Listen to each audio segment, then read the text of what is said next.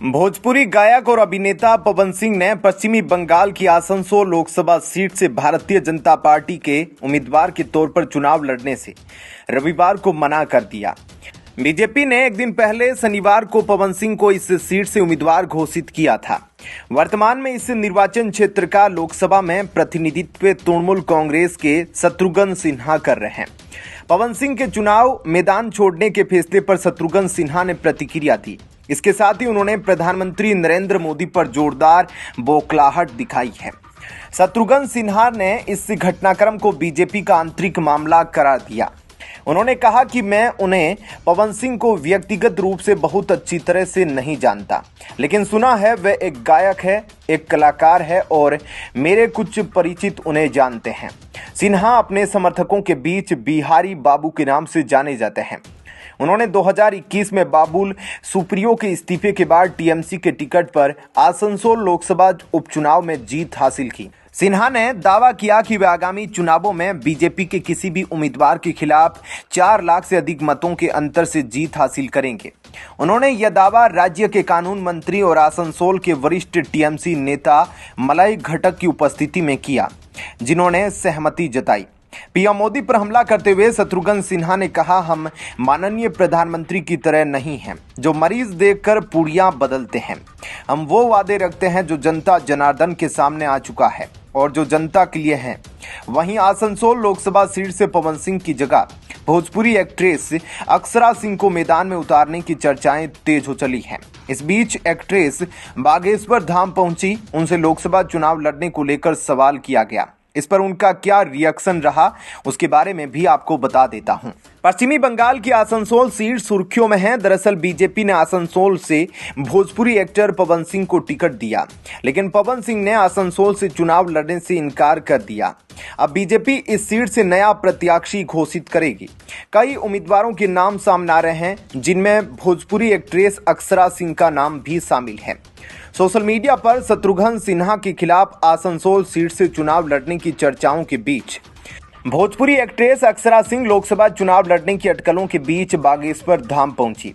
उनसे सवाल किया गया कि भाजपा आपको टिकट देने की तैयारी में है, तो उन्होंने जवाब देने के बजाय हाथ जोड़ लिए और निकल गई। भाजपा ने अपनी पहली सूची जारी करते हुए चर्चित सीट आसनसोल से भोजपुरी एक्टर पवन सिंह का नाम तय किया था। इसके बाद पवन ने अपना नाम वापस ले लिया, जिसके बाद बीजेपी नए कैंडिडेट के नाम पर मंथन कर रही है।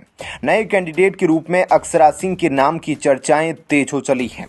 क्या कहना है आपका, इस पर कमेंट सेक्शन में अपनी राय जरूर दीजिएगा। जय हिंद, जय भारत। 7 मार्च की दोपहर 2 बजे कांग्रेस नेता राहुल गांधी भारत जोड़ो न्याय यात्रा लेकर झालोद से गुजरात में प्रवेश करेंगे। 2017 गुजरात विधानसभा चुनावों के बाद यह पहला मौका होगा जब राहुल गांधी यात्रा में पद यात्रा और नुक्कड़ सभाओं को संबोधित करेंगे। ऐसे में जब राहुल गांधी पार्टी को मजबूत बनाने के लिए पद यात्रा कर रहे हैं, तब गुजरात में उनके प्रवेश से पहले कांग्रेस की बीजेपी जोड़ो यात्रा शुरू हो गई है। कांग्रेस नेता पार्टी से इस्तीफा देकर बीजेपी से जुड़ रहे हैं। 4 मार्च को सुबह पहले पार्टी के पूर्व विधायक और वर्तमान में गुजरात प्रदेश के कार्यकारी अध्यक्ष अमरीश डेर ने इस्तीफा दिया। तभी कांग्रेस पार्टी अमरेली जिले के राजूला इलाके में अच्छा जन समर्थन रखने वाले डेर के झटके से नहीं उभरी थी। ये शाम 5 बजे पार्टी के वरिष्ठ नेता अर्जुन मोडवाडिया ने विधायक पद से इस्तीफा देने के साथ ही कांग्रेस पार्टी को राम राम बोल दिया। अर्जुन मोडवाडिया गुजरात में कांग्रेस के एक वक्त पर मोदी के सामने प्रमुख चेहरा रहे। जब पीएम मोदी गुजरात में थे तो अर्जुन मोडवाडिया नेता विपक्ष रहे। मोडवाडिया पार्टी के प्रदेश अध्यक्ष रहे। इस्तीफे के बाद उन्होंने कहा कि आज उन्होंने कांग्रेस के साथ 40 साल पुराने रिश्ते को खत्म किया। मोडवाडिया ने अपने इस्तीफे की प्रमुख वजह राम मंदिर प्राण प्रतिष्ठा समारोह का कांग्रेस द्वारा बाइकआउट करना बताया है। कांग्रेस की तरफ से राष्ट्रीय प्रवक्ता आलोक शर्मा ने कहा, पार्टी ने उन्हें सब कुछ दिया, फिर भी वे क्यों जा रहे हैं, इसके बारे में तो वही बता सकते हैं। आलोक शर्मा ने कहा, जो लोग बीजेपी में जा रहे हैं उसमें 2 चीजें हैं, डर और लालच। शर्मा ने कहा, उन्हें बड़ा ऑफर मिला होगा। गुजरात में अब तक 3 विधायक और दर्जन भर पार्टी नेता इस्तीफा दे चुके हैं। वे बीजेपी में शामिल हुए हैं। इसमें पूर्व रेल राज्य मंत्री नारायण राठवा का नाम शामिल है। राजनीतिक हलकों में चर्चा है कि आने वाले कुछ दिनों में कुछ और विधायक कांग्रेस पार्टी छोड़ सकते हैं। अगर ऐसा होता है तो गुजरात पार्टी के विधायकों की संख्या 17 से 14 और फिर सिंगल डिजिट में आ सकती है। निश्चित तौर पर पीएम मोदी को रोकने में लगी कांग्रेस के लिए गुजरात में मुश्किलें और बढ़ेगी। अगर पार्टी 2024 में चुनावों में फिर से कोई सीट नहीं जीत पाई तो अप्रैल 2026 में कांग्रेस का गुजरात से संसद में प्रतिनिधित्व शून्य हो जाएगा। ऐसे में जब पूरे देश में प्रधानमंत्री नरेंद्र मोदी गारंटी दे रहे हैं, तब राजनीतिक हलकों में चर्चा हो रही है कि क्या गुजरात में कांग्रेस की गारंटी खत्म हो गई है। 2022 गुजरात विधानसभा चुनावों और साल 2023 को छोड़ भी दे, 2024 में पहले 2 महीनों में पार्टी के 9 बड़े नेता पार्टी छोड़ चुके हैं। अर्जुन मोढवाडिया, सीजे चावड़ा, चिराग पटेल तीनों मौजूदा विधानसभा में सदस्य थे। इसके अलावा पूर्व रेल राज्य मंत्री नारायण राठवा और उनके बेटे संग्राम राठवा के अलावा जोईता पटेल, चिराग कालरिया, बलवंत गढ़वी के नाम शामिल हैं। बड़े पैमाने पर कांग्रेस नेताओं के बीजेपी में जाने के बाद विश्वास का संकट भी खड़ा हो गया है। ऐसे में चर्चा है कि अगर कोई मना कर रहा है तो उसकी क्या गारंटी मानी जाए। 2002 के बाद कांग्रेस के 125 बड़े नेता पार्टी छोड़कर बीजेपी में शामिल हुए हैं। गुजरात के राजनीतिक हलकों में चर्चा है कि अभी भी 5 कांग्रेस विधायक बीजेपी के संपर्क में हैं। अगर ऐसा हुआ तो पार्टी विधानसभा में एक अंक पर पहुंच जाएगी। क्या कहना है आपका इस खबर पर? कमेंट सेक्शन में अपनी राय जरूर दीजिएगा। जय हिंद, जय भारत। लोकसभा चुनाव से पहले आम आदमी पार्टी को बड़ा झटका लगा है। आप नेता बलबीर सिंह जाखड़ ने पार्टी बदल बीजेपी ज्वाइन कर लिया है। उन्होंने 2019 के लोकसभा चुनाव में बतौर आप उम्मीदवार पश्चिमी दिल्ली लोकसभा सीट से चुनाव लड़ा था।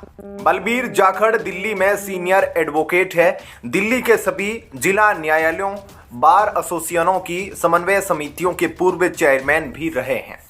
बलबीर सिंह आम आदमी पार्टी से लंबे समय से जुड़े थे। आइए जानते हैं कि बलबीर सिंह कौन है और उनके बीजेपी में शामिल होने से पार्टी को क्या फायदा होगा।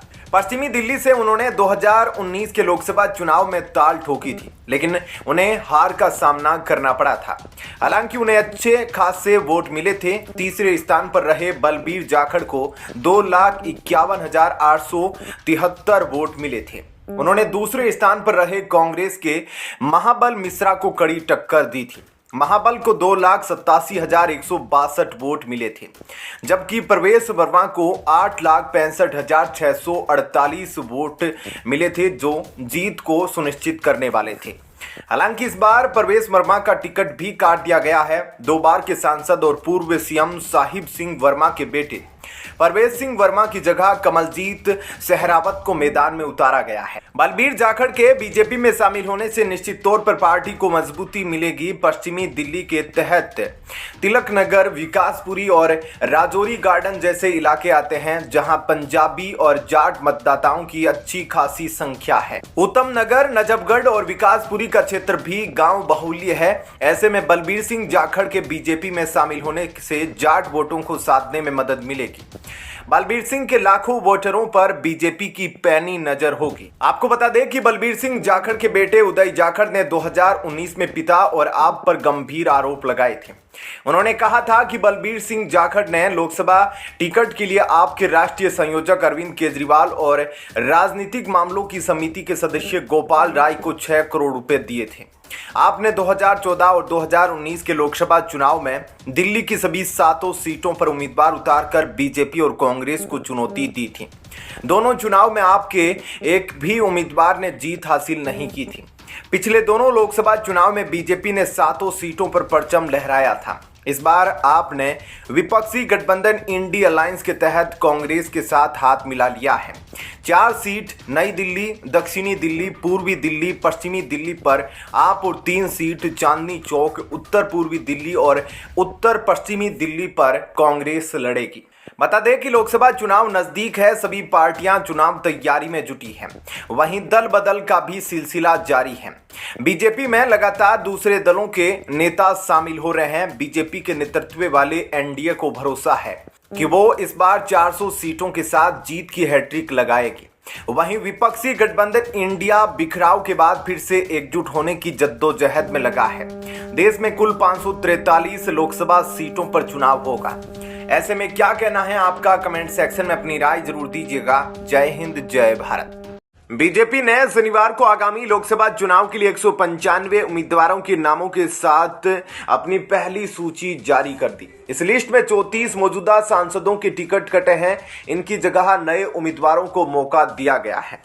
लोकसभा चुनाव की तैयारियों में भाजपा दूसरे दलों से आगे नजर आ रही है। पार्टी ने अपने उम्मीदवारों की पहली लिस्ट जारी कर दी है, जिसमें 195 नाम थे। अब दूसरी लिस्ट की प्रतीक्षा है। बीजेपी इस बार 370 पार का टारगेट लेकर चल रही है।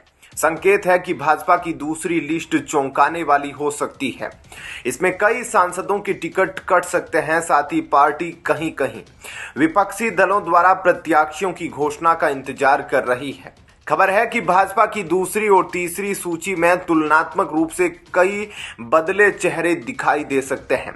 जिन सीटों को अभी प्रतीक्षा में रखा गया है, उनमें उन सांसदों के नाम भी है जिन पर तलवार लटके होने की चर्चा थी। 195 प्रत्याशियों की पहली लिस्ट जारी होने के बाद अब 349 सीटों पर उम्मीदवार उतारे जाने बाकी हैं। उत्तर प्रदेश, बिहार, कर्नाटक, महाराष्ट्र आदि में सहयोगी दलों के लिए सीटें छोड़े जाने के बाद बाकी सीटों के लिए प्रत्याशी चयन की प्रक्रिया चल रही है। सूत्रों ने बताया है कि 6 मार्च को केंद्रीय चुनाव समिति CEC की दूसरी बैठक के बाद उम्मीदवारों की सूची जारी हो सकती है। माना जा रहा है कि पार्टी विवादित और निष्क्रिय सांसदों से परहेज कर सकती है। मतलब दूसरी और तीसरी सूची में टिकट काटने के लिए अपनी कैंची की धार को तेज करने जा रही है। इसके अलावा कुछ सीटें रायबरेली और मैनपुरी जैसे समीकरणों में फंसी हैं, जहां भाजपा विपक्षी किले को ध्वस्त करने के लिए जातीय क्षेत्रीय समीकरणों को उम्मीदवारों के सहारे दुरुस्त करना चाहती है। इनका टिकट कट सकता है पक्का। पीलीभीत से अपनी ही पार्टी के खिलाफ मुखर रहने वाले वरुण गांधी, सुल्तानपुर से मेनका गांधी, विवादों में फंसे कैसरगंज सांसद ब्रजभूषण शरण सिंह, सनातन धर्म को अपशब्द कहने वाले स्वामी प्रसाद मौर्य की बेटी संघमित्रा मौर्य। वहीं उत्तर प्रदेश में भारतीय जनता पार्टी की सहयोगी पार्टी निर्बल इंडियन शोषित हमारा आम दल यानी निषाद पार्टी ने बीजेपी की मुश्किलें बढ़ा दी है। दावा है कि संजय निषाद की अगुवाई वाली पार्टी ने अपने लिए एक और सीट मांगी है। दावा है कि एनडीए की सहयोगी निषाद पार्टी ने एक और सीट अपने लिए मांगी है। निषाद पार्टी ने बीजेपी से मैनपुरी सीट मांगी है। निषाद पार्टी अपने सिंबल पर इस सीट पर उम्मीदवार उतारने की तैयारी में है। निषाद पार्टी अपने सिंबल पर बीजेपी के उम्मीदवार को भी उतार सकती है। बीजेपी ने फिलहाल मैनपुरी सीट अभी होल्ड की है। 2014-2019 में बीजेपी को इस सीट पर मात मिली थी। निषाद पार्टी के अध्यक्ष के मुताबिक इस बार यह सीट वो जीतकर पीएम को देंगे।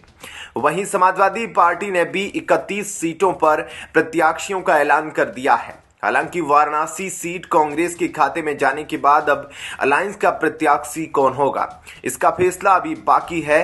अभी तक बसपा ने किसी सीट पर प्रत्याशी का ऐलान नहीं किया है। ऐसे में क्या कहना है आपका? कमेंट सेक्शन में अपनी राय जरूर दीजिएगा। जय हिंद, जय भारत। चंडीगढ़ डिप्टी मेयर चुनाव में भाजपा ने बाजी मारते हुए चुनाव में 19 मतों से जीत हासिल कर ली है। विवादों में घिरे चंडीगढ़ मेयर में सुप्रीम कोर्ट के बड़े फैसले के बाद आज सोमवार को चंडीगढ़ में सीनियर डिप्टी मेयर और डिप्टी मेयर का चुनाव आयोजित करवाया गया। इस चुनाव में आम आदमी पार्टी को बड़ा झटका लगा है। भाजपा के उम्मीदवार कुलजीत सिंह संधू ये चुनाव जीतकर चंडीगढ़ के सीनियर डिप्टी मेयर बन गए हैं। बता दें कि चंडीगढ़ मेयर चुनाव में कदाचार का मामला सुप्रीम कोर्ट पहुंचा था। इसके बाद सुप्रीम कोर्ट ने आप उम्मीदवार को विजयी घोषित किया था। चंडीगढ़ नगर निगम के सीनियर डिप्टी और डिप्टी मेयर के चुनाव में बीजेपी ने आम आदमी पार्टी के उम्मीदवार को हरा दिया है। बीजेपी उम्मीदवार को 19 वोट मिले हैं तो आम आदमी पार्टी और कांग्रेस के संयुक्त प्रत्याशी गुरप्रीत गाबी के पक्ष में 17 वोट डाले गए थे, जबकि उनके 1 वोट को इनवैलिड करार दिया गया है। इसके साथ ही बीजेपी ने सीनियर डिप्टी और डिप्टी मेयर की कुर्सी पर अपना कब्जा जमा लिया है। वोटिंग शुरू होने के बाद चंडीगढ़ की सांसद किरण खेर ने अपना वोट डाला। बीजेपी के उम्मीदवार ने 30 जनवरी को मेयर चुनाव में आप कांग्रेस गठबंधन के उम्मीदवार को हराकर जीत हासिल की थी। इसके बाद गठबंधन ने रिटर्निंग अधिकारी अनिल मसीह पर गड़बड़ी के आरोप लगाए। मसीह ने गठबंधन सहयोगियों के 8 वोटों को अवैध घोषित कर दिया था। इसके बाद आपके उम्मीदवार ने सुप्रीम कोर्ट का रुख किया। 20 फरवरी को सुप्रीम कोर्ट ने रिजल्ट को पलट दिया और आपके उम्मीदवार को विजेता घोषित किया। पंजाब बीजेपी अध्यक्ष सुनील जाखड़ कहते हैं, पूरी समस्या मेयर और डिप्टी मेयर की नहीं है। समस्या पंजाब में आप और कांग्रेस के गठबंधन में है। वे पंजाब के लोगों को गुमराह कर रहे हैं। बीजेपी के पास संख्या बल है, लेकिन जो भी है व्यवस्थित ढंग से होना चाहिए। बीजेपी की जीत से इंडिया गठबंधन को तगड़ा झटका लगा है। इस बीच नगर निगम सदन में जमकर हंगामा हुआ। कांग्रेस और आम आदमी पार्टी के पार्षदों ने चुनाव में धांधली का आरोप लगाया है। उनका कहना है कि क्या इस तरह से निष्पक्ष चुनाव होते हैं। परिणाम घोषित होने के बाद इंडिया गठबंधन और बीजेपी के पार्षदों के बीच जमकर बहस हुई। इस बीच सांसद किरण खेर ने पार्षदों को शांत कराने की कोशिश की, बावजूद इसके हंगामा जारी रहा। चंडीगढ़ नगर निगम के 35 सदस्यीय सदन में बीजेपी के पास 14 पार्षद है, जिसमें सांसद और पदेन सदस्य किरण खेर का एक और वोट है। आपके पास 13 जबकि कांग्रेस के पास 7 पार्षद है। शिरोमणि अकाली दल का एक पार्षद है, जिसने बीजेपी को समर्थन दिया है। आम आदमी पार्टी के 3 पार्षदों के पाला बदलने से बीजेपी के पास 19 वोट हो जाएंगे, जिनमें एक शिरोमणि अकाली दल का भी शामिल है। बता दें कि चंडीगढ़ लोकसभा चुनाव के लिए भी कांग्रेस और आम आदमी पार्टी ने गठबंधन किया है। इस सीट पर कांग्रेस चुनाव लड़ेगी। इस समय बीजेपी की किरण खेर सांसद है। क्या कहना है आपका, इस पर कमेंट सेक्शन में अपनी राय जरूर दीजिएगा। जय हिंद, जय भारत। दिल्ली का एक बोतल के बदले एक फ्री वाला ऑफर ईडी ने ठुकरा दिया है। दिल्ली के मालिक ने बड़ा एहसान करते हुए ईडी से कहा था कि वह वीडियो कॉलिंग के माध्यम से ईडी के सामने पेश हो सकते हैं। अब ईडी ने कहा कि महाराज इना चौलबे, आपको सशरीर ईडी के सामने पेश होना पड़ेगा। दिल्ली के मुख्यमंत्री अरविंद केजरीवाल शराब घोटाले में ईडी के 8वें समन पर भी पेश नहीं हुए। उन्होंने ईडी के समन का जवाब देते हुए कहा कि वह 12 मार्च के बाद वीडियो कॉन्फ्रेंसिंग के जरिए एजेंसी के सामने पेश होने के लिए तैयार हैं। हालांकि ईडी वीडियो कॉन्फ्रेंसिंग के जरिए मुख्यमंत्री केजरीवाल से पूछताछ के लिए तैयार नहीं है। ईडी से जुड़े सूत्रों ने बताया कि एजेंसी दिल्ली शराब घोटाले में अरविंद केजरीवाल से फिजिकल पूछताछ करना चाहती है। उन्होंने बताया कि वीडियो कॉन्फ्रेंसिंग के जरिए पूछताछ का कोई प्रावधान नहीं है। बता दें कि ईडी ने इससे पहले भी मुख्यमंत्री अरविंद केजरीवाल को कई समन जारी किए थे, लेकिन उन्होंने इन सारे समन को असंवैधानिक बताते हुए केंद्रीय एजेंसी के सामने पेश नहीं हुए थे। उन्होंने एजेंसी से कहा था कि प्रवर्तन निदेशालय को समन जारी करने से पहले इस मामले में अदालत के फैसले का इंतजार करना चाहिए। जांच एजेंसी ने कहा था कि केजरीवाल झूठे बहाने बनाकर ईडी के समन को नजरअंदाज कर रहे हैं। एजेंसी ने कहा कि अगर उनके जैसे शीर्ष पदों पर बैठे व्यक्ति इस तरह कानून की धज्जियां उड़ाएंगे तो इससे आम लोगों के बीच गलत संदेश जाएगा। सूत्रों के अनुसार मुख्यमंत्री अरविंद केजरीवाल ने एक बार फिर दोहराया कि समन अवैध है, लेकिन फिर भी वह जांच एजेंसी के सवालों का जवाब देने के लिए तैयार नहीं है। उन्होंने ईडी को पूछताछ के लिए 12 मार्च के बाद कोई तारीख देने को कहा था। केजरीवाल की यह प्रतिक्रिया ऐसे वक्त में सामने आई है जब 27 फरवरी को ईडी ने उन्हें शराब घोटाले मामले में 4 मार्च को समन जारी कर पेश होने के लिए कहा था। इससे पहले ईडी ने समन पर पेश होने से इनकार करने पर केजरीवाल के खिलाफ दिल्ली के एक कोर्ट में शिकायत दर्ज करवाई थी। इस याचिका पर सुनवाई के लिए वीडियो कॉन्फ्रेंसिंग के जरिए पेश हुए केजरीवाल ने कहा कि बजट सत्र के कारण वह व्यक्तिगत रूप से पेश नहीं हो सकते। इसके बाद मुख्यमंत्री केजरीवाल को 16 मार्च तक छूट दे दी गई है। दिल्ली विधानसभा में कल बजट पेश किया गया। इससे पहले आम आदमी पार्टी ने कहा था कि मुख्यमंत्री ईडी के समन पर पेश नहीं होंगे क्योंकि यह मामला कोर्ट में है। इस पर सुनवाई 16 मार्च को है। आपने कहा था कि ईडी को लगातार समन भेजने के जगह कोर्ट के फैसले का इंतजार करना चाहिए क्योंकि यह मामला अभी कोर्ट में है।